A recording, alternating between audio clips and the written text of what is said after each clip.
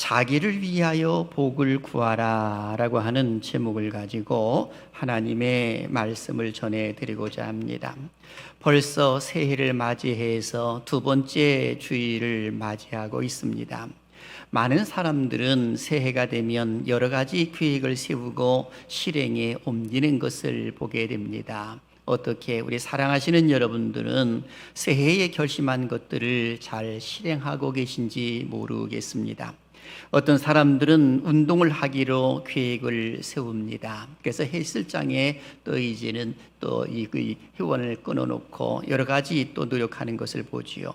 외국어를 공부하기로 작정한 사람들은 학원에 등록하기도 합니다. 그리고 좀 더 나가서 나는 올해는 영적으로 좀 풍요로워져야지 라고 해서 계획을 세웁니다. 그런 분들에게 있어서는 새벽 기도회라든지 아니면 성경 필사라든지 아니면 성경을 읽는 것이라든지 여러 가지 계획을 세우는 것을 보게 됩니다.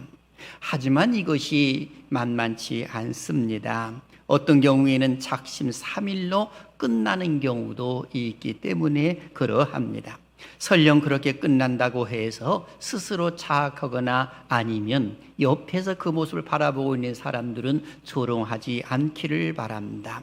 왜냐하면 그 무언가를 잘해보겠다고 하는 그 몸부림은 간절함이 없이는 절대로 이와 같은 노력이 없기 때문에 그러한 것입니다. 간절한 사모함이 있기 때문에 그와 같이 결단도 하고 또 실행에 옮기려고 하다가 육신적으로 약해서 또 좌절하고 넘어지는 그런 모습들도 실제로 있기 때문에 그런 것입니다. 여러분, 사모라고 하는 것이 뭡니까? 마음에 두고 애틋하게 생각하며 그리워하는 것을 사모라고 이렇게 말합니다. 그렇다면 오늘 나에게 있어서 그 애틋하게 마음속에 그리워하고 그리고 더 나아가서는 그와 같은 것들을 이루기를 원하는 것이 있다면 과연 그것이 무엇인가라고 하는 것입니다.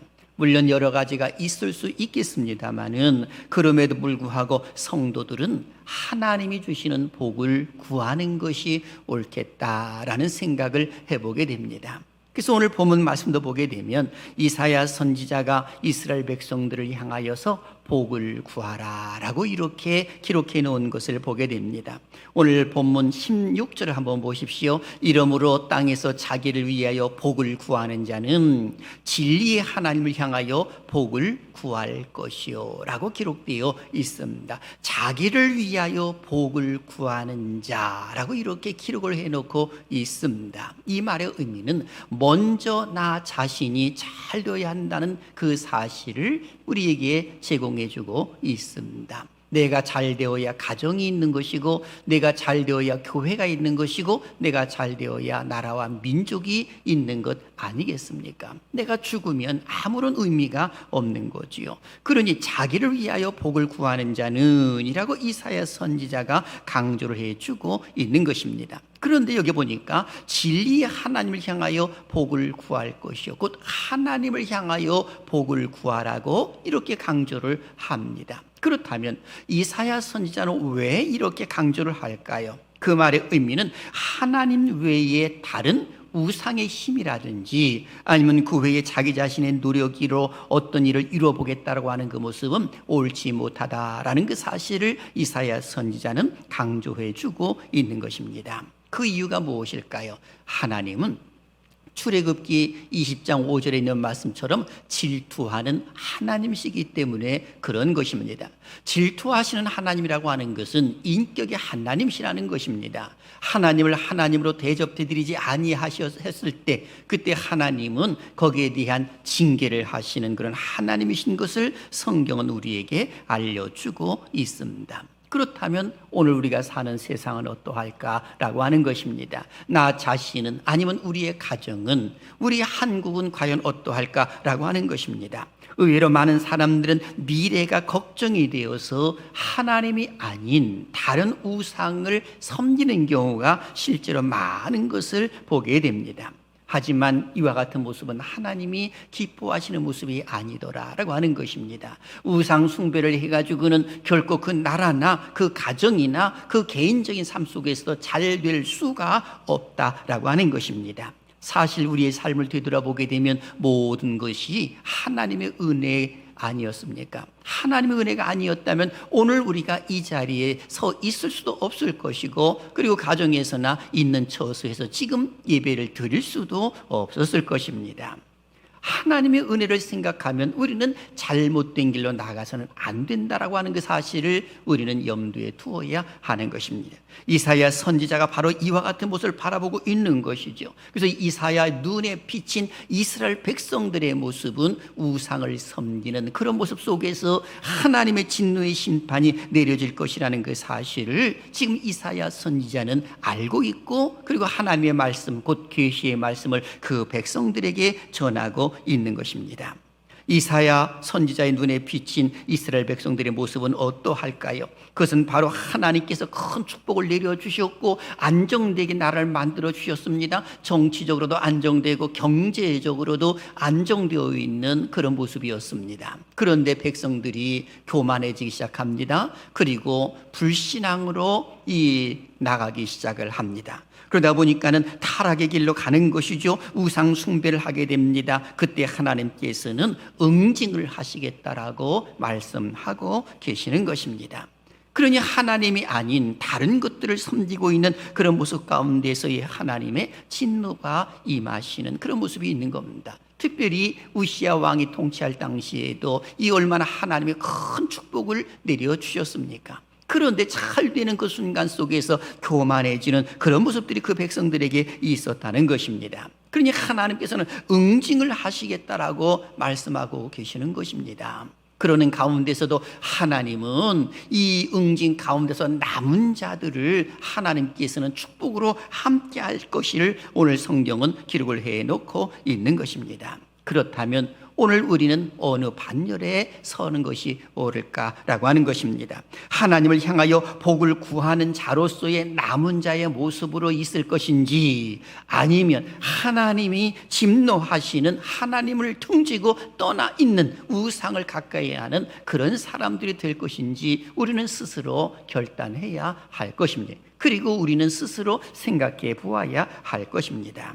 그렇다면 오늘 이사야 선지자의 그 외침은 어떤 모습으로 나타날까요? 한번 보실까요? 이사야 선지자의 외침은 첫째, 하나님을 의지하지 않는 자들을 향하여서 이렇게 기록을 합니다. 11절과 12절입니다. 11절을 보십시오. 오직 나 여호와를 버리며 나의 성상을 잊고 가삭의 상을 베풀며 문희에게 섞은 술을 가득히 붓는 너희여, 내가 너희를 칼에 붙일 것인즉 다 굽으리고 죽임을 당하리니 이는 내가 불러도 너희가 대답하지 아니하며 라고 기록되어 있습니다. 내가 말하여도 듣지 아니하고 나의 눈에 악을 행하였으며 내가 즐겨하지 아니하는 일을 택하였음이니라 라고 하면서 그 백성들을 향하여서 하나님의 서운한 감정을 그대로 기록을 해놓고 있습니다. 이 말씀을 보게 되면 갓과 문의를 숭배했다라고 기록을 해놓고 있습니다. 이것은 이스라엘 백성들을 향하여서 하나님께서 저주를 선포하고 계신 것입니다. 갓이라고 하는 것은 피니키아의 신으로, 행운의 신으로 여겨졌습니다. 그리고 문이라고 하는 신은 수리아의 신으로, 운명의 신으로 여기고 섬겼던 것입니다. 즉 갓과 문이는 모든 사람의 운명을 관장한다라고 하는 신들인데, 그 신들을 의지하고 나가는 것이 하나님의 백성들의 모습이었다는 것입니다. 그러니 하나님이 이것을 보고 얼마나 서운하셨을까라는 생각을 해보게 되는 겁니다. 하나님이 말씀하셔도 듣지 아니하고, 그리고 하나님 보실 때에 그들의 행한 것 전부 다가 악이었던 것입니다. 하나님이 아닌 운명의 신에게 자신들의 운명을 맡기려고 하는 그 백성들을 향하여서 하나님은 경고의 메시지를 오늘 보여주고 있는 것입니다. 경고가 무엇입니까? 경고가 들려졌을 때 돌이키면 사는 겁니다. 돌이키지 아니하면 멸망이지요. 죽는 것 외에는 없는 것입니다. 근데 하나님께서는 이사야 선지자를 통해 가지고 하나님을 의지하지 않는 자들을 향하여서는 반드시 하나님의 심판이 임할 것입니다 라는 그 사실을 알려주고 있습니다. 그리고 두 번째, 이사야 선지자의 외침이 뭘까요? 의인과 악인의 형편이 역정될 것에 대하여서 말씀하고 있습니다. 먼저 13절을 한번 보십시오. 이러므로 주 여호와께서 이와 같이 말씀하시니라. 보라, 나의 종들은 먹을 것이로되 너희는 줄일 것이니라. 보라, 나의 종들은 마실 것이로되 너희는 갈할 것이니라. 보라, 나의 종들은 기뻐할 것이로되 너희는 수치를 당할 것이니라 라고 기록되어 있습니다. 14절도 이렇게 강조하지요. 보라, 나의 종들은 마음이 즐거움으로 노래할 것이로되 너희는 마음이 슬픔으로 울며 심령이 상함으로 통곡할 것이며 라고 기록되어 있습니다. 여기 13절과 14절을 보게 되면 여기에서 의인과 악인이 맞게 될 대조적인 운명을 네 가지로 기록을 해놓은 것을 보게 됩니다. 의인은 먹을 것이라는 겁니다. 그러나 악인은 줄이게 될 것이라고 말합니다. 의인은 마실 것이나 악인은 갈하게 될 것이라고 말합니다. 의인은 기뻐할 것이나 악인은 수치를 당하게 될 것이라고 말합니다.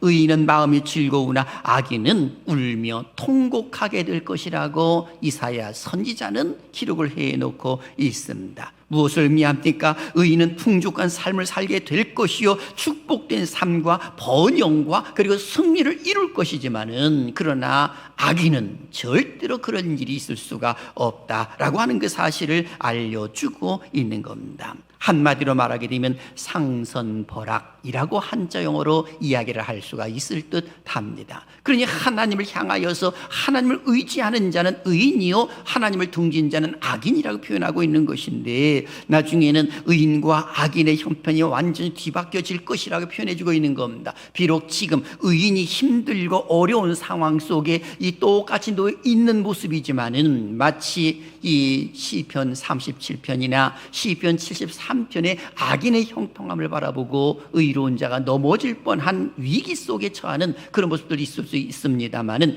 반드시 하나님께서는 때가 되매 이 역전을 시키실 것이다 라는 그 사실을 알려주고 있는 겁니다. 바로 이사야 선지자의 눈에 비친 하나님의 말씀입니다.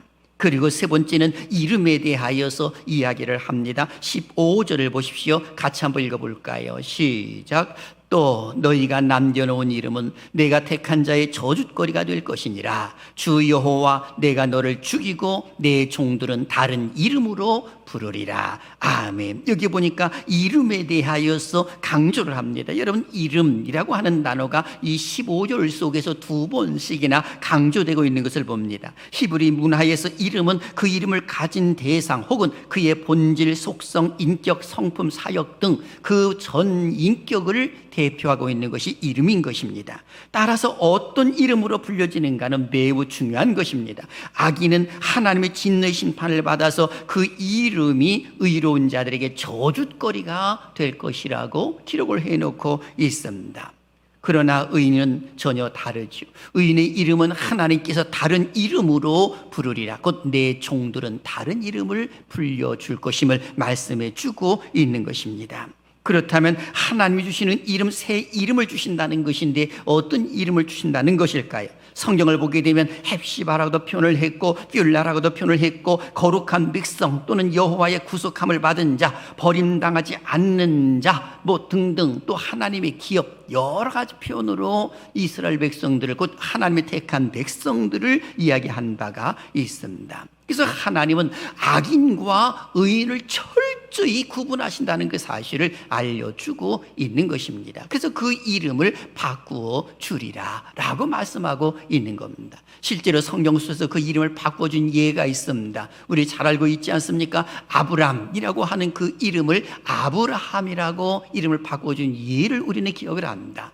이 창세기 17장을 보게 되면 하나님께서 이 아브라함에게 찾아오셔가지고 할례를 행하라 라고 말씀을 하셨을 때에 아브라함은 이스마엘을 데리고 가서 할례를 과감하게 행합니다. 그때 하나님 주시는 축복이 있습니다. 창세기 17장 5절을 보십시오. 이제 후로는 네 이름을 아브라함이라 하지 아니하고 아브라함이라 하리니 이는 내가 너를 여러 민족의 아버지가 되게 함이니라 라고 성경은 기록을 해놓고 있습니다. 아브라함의 이름을 아브라함으로 바꿔주었고 그리고 좀 더 나가서는 네 아내 사레의 이름도 바꾸라고 말씀하십니다. 창세기 17장 15절을 보십시오. 네 아내 사레는 이름을 사레라 하지 말고 사라라 하라 하면서 열국의 어미가 될 것이라는 그 사실을 알려준 바가 있습니다. 이름을 그렇게 바꿔준 것입니다. 하나님의 택한 백성들이 이름을 바꿔준 것이거든요. 어디 그것뿐입니까? 창세기 32장을 보게 되면 야복 강가에서 야곱이 밤새도록 이 하나님과의 씨름하는 그 모습이 나오잖아요.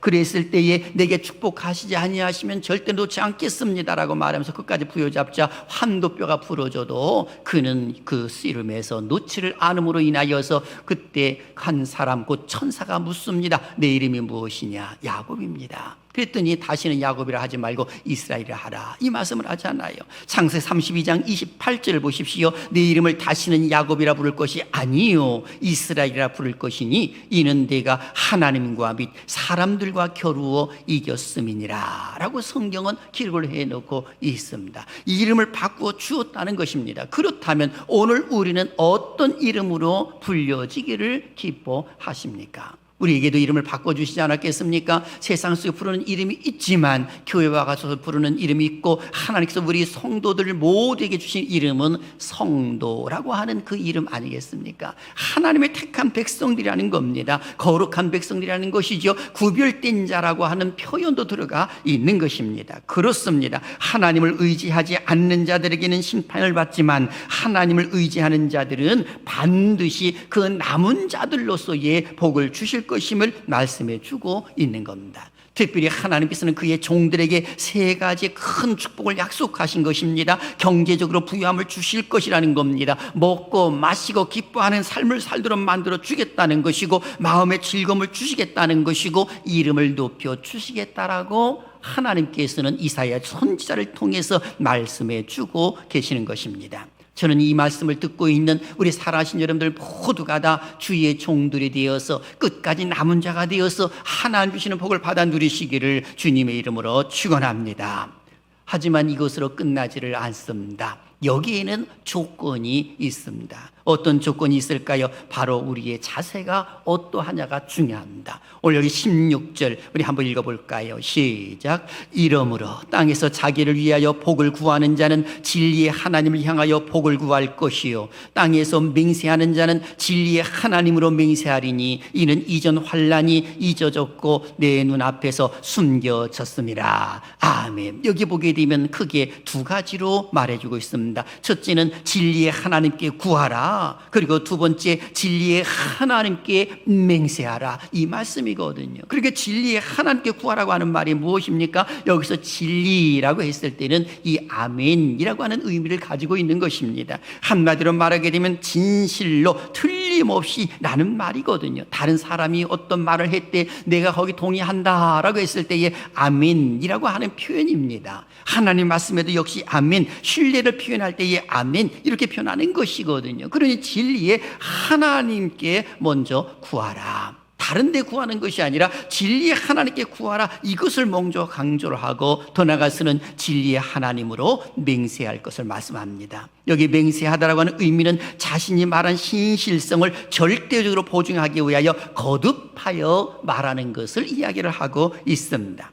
하나님은 자신보다 더 높고 믿을 만한 것이 없어서 자기 자신을 두고 맹세하시지만 그의 백성들은 하나님 안에서 맹세를 할 수가 있는 것입니다. 하지만 본문에서 맹세의 구체적인 내용이 무엇인지 명확하게 드러나 있지를 않습니다. 문맥으로 보아서는 하나님으로 인하여서 복을 받았다는 사실을 공적으로 증거하는 것과 동시에 하나님 안에서 영원히 살아갈 것을 다짐하고 있는 바로 그 맹세가 아닐까라는 것으로 추측할 수가 있는 것입니다. 바로 이것이 맹세, 하나님 안에서 맹세, 바로 이것을 표현해주고 있는 것입니다. 신실히 하나님을 섬기며 살아가겠다라고 하는 것이죠. 그렇습니다. 진리의 하나님께 구하고 진리의 하나님께 맹세하라고 이사야 선지자는 강조를 해주고 있습니다.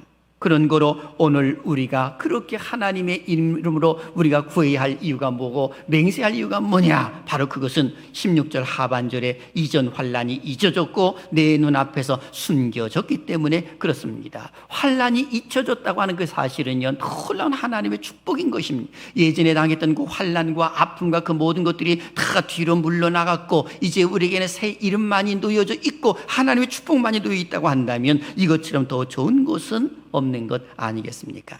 사랑하시는 여러분, 올 한 해 동안 간절히 바라고 원하는 것이 있다면 과연 그것이 무엇입니까? 그 일을 이루어가기 위하여서 어떠한 노력을 하시기를 원하십니까? 제가 바라기는 다른 것 의지하지 말고 하나님만을 의지하는 은혜가 있기를 주님의 이름으로 축원합니다. 하나님을 의지하게 되면 하나님께서는 주의 종들에게 내려주시고자 하셨던 하나님의 축복하심 허락해 주실 줄로 믿습니다. 그런 거로 이 마지막 때에 우리가 삶을 살아가고 있음을 잊어서는 안 되는 겁니다. 코로나19 때문에 우리가 교회에 오지 못하고 그리고 마음껏 예배드리지 못하는 그런 상황에 놓여 있습니다마는 그럼에도 불구하고 하나님께서는 내게 복을 주실 것이라고 하는 믿음의 확신을 가지고 하나님 앞에 나가는 것이 중요하더라라고 하는 것입니다. 끝까지 남은 자로서의 하나님을 잘 섬기는 자의 모습이 되어야지, 그렇지 아니하고 세상을 짝하고 우상을 섬기는 이스라엘 백성들의 잘못된 전철을 밟아서는 안 된다라고 하는 것입니다. 그 결과는 무엇입니까? 이스라엘 백성들이 바벨론 포로 생활하는 것 아니었겠습니까? 그러니 하나님의 그 응징을 우리는 바라보면서 우리 믿음의 사람들에게는 하나님께서 그야말로 보상해 주시는구나 라고 하는 것을 잊어서는 안 되는 것입니다. 그런 거로 오늘 우리의 다짐이 있습니다. 두 가지를 다짐했으면 좋겠습니다. 첫째, 하나님의 약속에 아멘할 수 있어야 합니다. 한번 따라 하실까요? 하나님의 약속에는 아멘입니다. 노멘이 있을 수 없는 것입니다. 다시 한번 16절의 말씀을 보시길 바랍니다. 복을 구할 때, 맹세를 할 때 진리의 하나님께 할 것을 말씀해 주고 있습니다. 아멘에 하나님께 행하라 라고 이렇게 강조할 수가 있는 것입니다. 기억나십니까? 고린도후서 1장 20절에 하나님의 약속은 얼마든지 그리스도 안에서 이해가 되니 그런즉 그로 말미암아 우리가 아멘하여 하나님께 영광을 돌리게 되느니라 라고 기록되어 있습니다. 하나님의 약속은 얼마든지 그리스도 안에서 이해가 된다라고 말해주고 있는 겁니다. 요한계시록 3장 14절도 보게 되면 그리스도를 아멘으로 소개하고 있습니다. 그 정도로 우리 예수님께서는 아멘, 하나님의 뜻을 이루려고 이 땅에 공생의 삶을 사실 때에 절대로 노하시는 법이 없으셨습니다. 아멘 하시면서 자기 길을 걸어가셨던 그런 분 아니십니까? 그러니 하나님께서는 그 자기 자신의 약속을 누구를 통해서 복을 주시느냐? 예수 그리스도를 통해서 복을 주신다는 그 사실을 우리에게 알려주고 계시는 것입니다.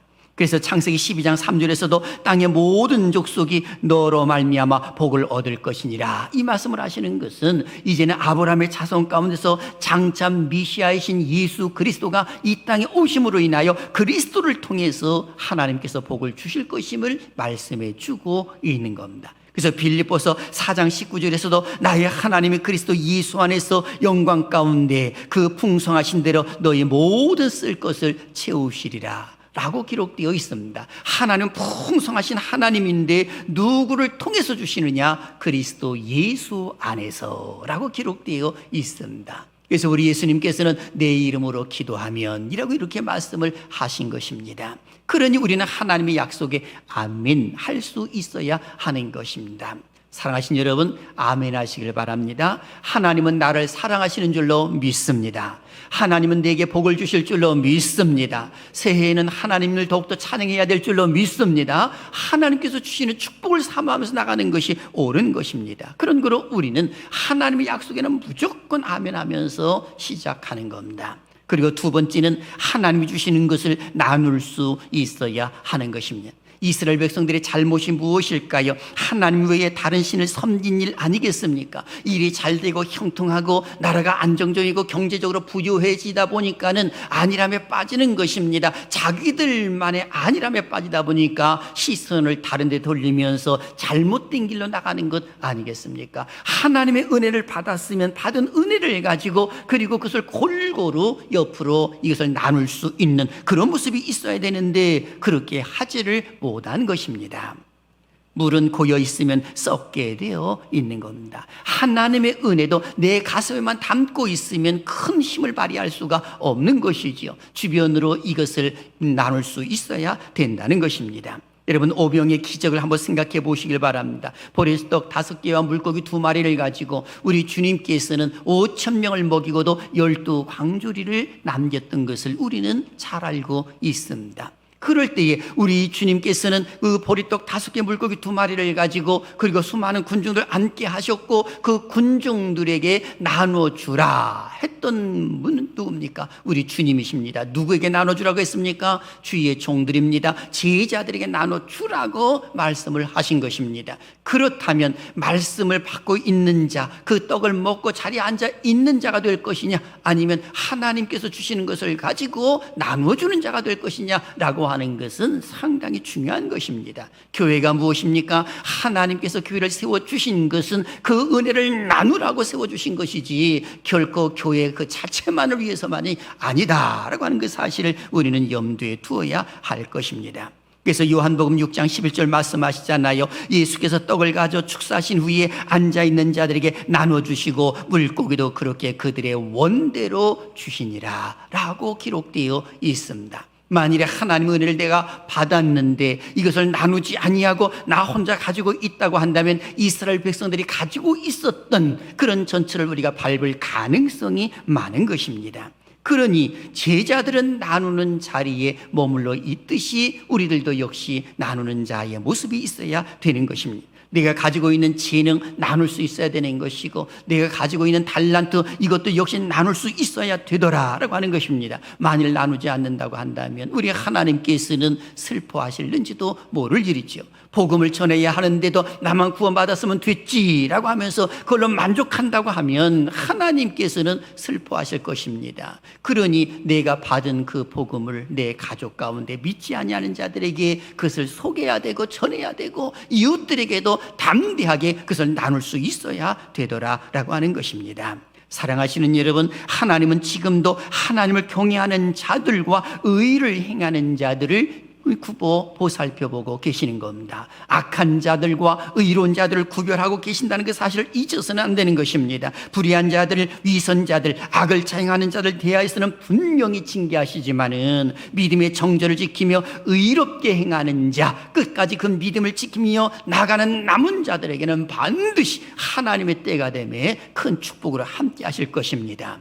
그래서 우리 하나님은 구보 보살피사 시인은 고백합니다. 시편 14편 2절을 보십시오. 여호와께서 하늘에서 인생을 구보 살피사 지각이 있어 하나님을 찾는 자가 있는가 보려 하신즉 라고 기록되어 있습니다. 하나님께서 어떤 자들이 있나 구보 살펴보신다고 기록되어 있습니까? 지각이 있어 하나님을 찾는 자가 있는가 보신다는 것입니다. 오늘 이렇게 거룩한 주일을 맞이하여서 예배를 드리고 있는 자가 있는가 없는가를 하나님께서 살펴보신다라고 말씀하고 있는 것입니다. 그러므로 삶이 힘들고 어렵다고 해서 좌절할 필요 없습니다. 절망할 이유 전혀 없습니다. 왜? 하나님께서 나를 구보 보살피고 계시기 때문에 그런 것입니다. 그래서 설령 우리 앞에 여러 가지 환난이 있고 어려움이 있다 손치더라도 그것 때문에 넘어질 이유 전혀 없습니다. 그래서 이런 말이 있습니다. 사방이 벽일 때는 하나님은 하늘의 창을 내신다 라는 말이 있습니다. 사방이 다 벽일 때 하나님은 하늘의 창을 내신다는 겁니다. 사방이 다 가로막혀 있었을 때 위를 바라보라는 겁니다. 하나님을 바라보라는 것이지요. 하나님을 바라보게 되면 우리 하나님께서는 반드시 길을 열어주실 줄로 믿습니다. 모세도 이스라엘 백성들 이끌어갈 때에 앞에는 홍해바다요, 그리고 뒤에는 바로의 군대가 추격해 왔을 때 위를 바라봤지 않아요. 하나님을 바라보고 기도했더니 하나님께서 길이 없는 그 가운데서도 홍해의 길을 내서 이스라엘 백성들을 건너게 하시고 살리시는 그런 모습이 있는 것 아니겠습니까? 그러니 오늘 우리는 하나님의 은혜를 사모하고 축복을 사모해야 될 줄로 믿습니다. 그래서 시편 107편 9절 그가 사모하는 영혼에게 만족을 주시며 줄인 영혼에게 좋은 것으로 채워주시미로다 라고 기록되어 있습니다. 그러니 2021년 우리 하나님 앞에 우리는 고백해야 됩니다. 하나님, 제가 하나님을 사랑합니다. 하나님 내게 복을 내려 주시옵소서. 한번 따라 하십니다. 하나님, 내게 복을 주시옵소서. 내게 복을 주시옵소서. 복을 내려 주시옵소서. 우리는 하나님께 기도해야 될 줄로 믿습니다. 그래서 하나님이 주시는 그 축복을 우리는 바라보면서 그리고 하나님을 찬양하는 것이 옳습니다. 그런 거로 코로나19 때문에 위축되지 말고 우리의 영이 하나님을 더욱더 찬양하는 반열 속에 선다면 이것처럼 더 좋은 일이 없을 것입니다. 새해에 하나님께서 복을 주실 것을 생각하면서 기뻐하며 노래하는 우리 사랑하는 성도들 다 되시기를 주님의 이름으로 축원합니다.